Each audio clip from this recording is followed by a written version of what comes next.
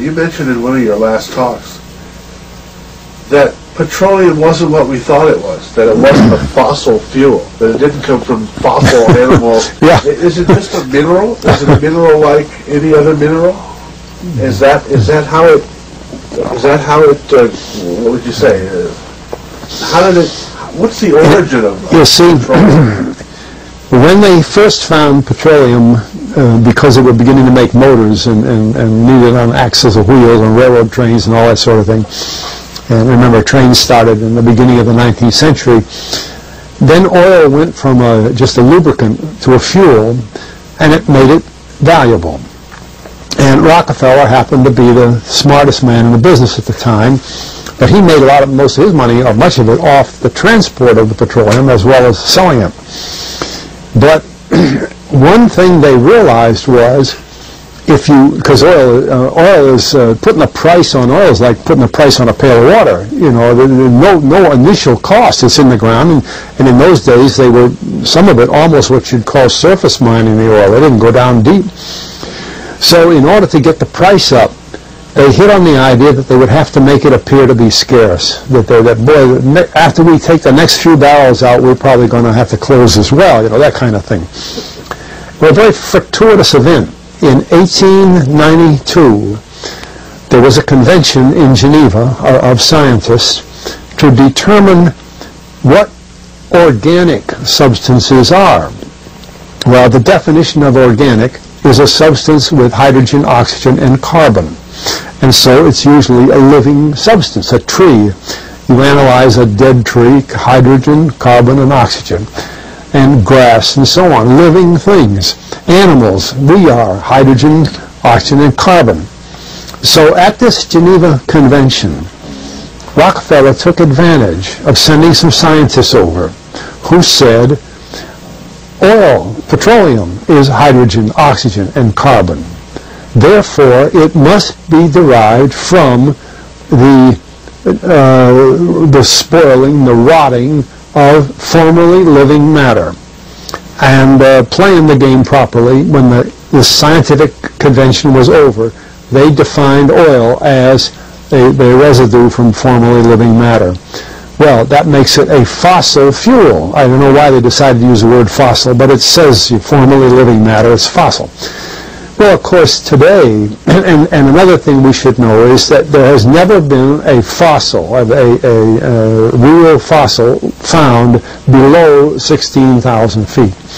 And you can't argue at 16,000 as a level line because someplace the ground sinks and so on. But 16 is what the scientists say, 16,000. We mine oil, or we drill for oil, at 30,000, 33,000, 28,000 every day of the week. So right there we rule it out that it isn't fossil fuel. It's called fossil fuel for the minds of the public to feel that it is an asset that is running out, being depleted. We talk about depletion allowance, which is a lot of, you know, and actually if you know the world's oil supply, you know that it is not going to run out for an awfully long time. It is the second most prevalent liquid on Earth. And we haven't begun to dig. Well, with all that background, you see, the people in charge of the petroleum business, for perfectly reasonable business things, like any other man in the business, wants to keep his price as high as he can get away with. And the way to do is just say, well, there's no more. The last barrel is going to cost $1,000, and then it's all done. And they preach that stuff. What bothers me is that in geology books, it's in there. The geologists say it's a fossil fuel.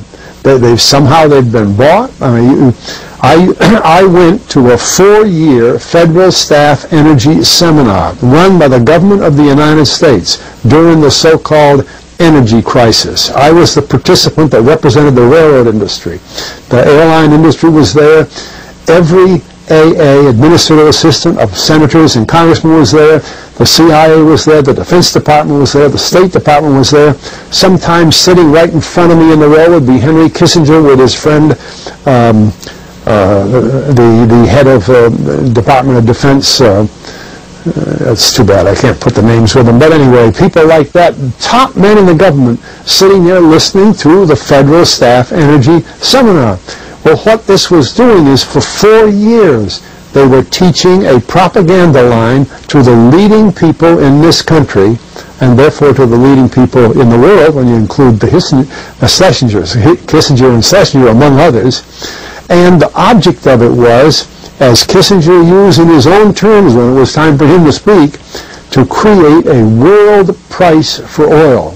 In other words, not 30 cents a gallon here and 90 cents a gallon there, but let's get a world price. That's their goal, and they're trying to do that for wheat and everything else.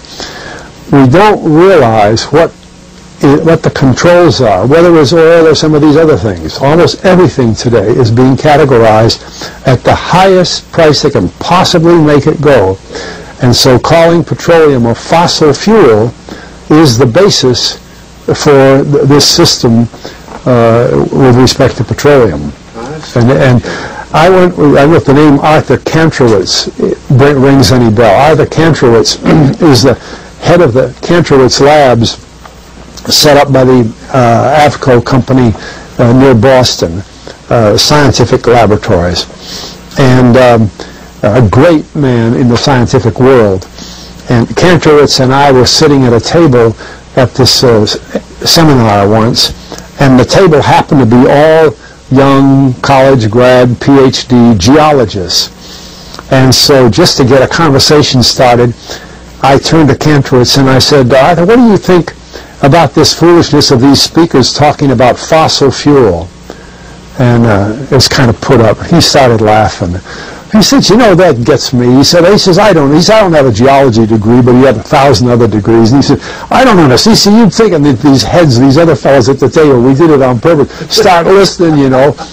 And he asked, he said, are you gentlemen, he says, you're here at the meeting, are you gentlemen by any chance geologists? And one fellow, yes, I am. And the other, he said, well, why don't you tell me? He said, why is oil, you know, he went on like that. We brought the house down, because nobody could argue with Kantrowitz. He like Einstein, people aren't going to, and he told him right there, he said, just drop it.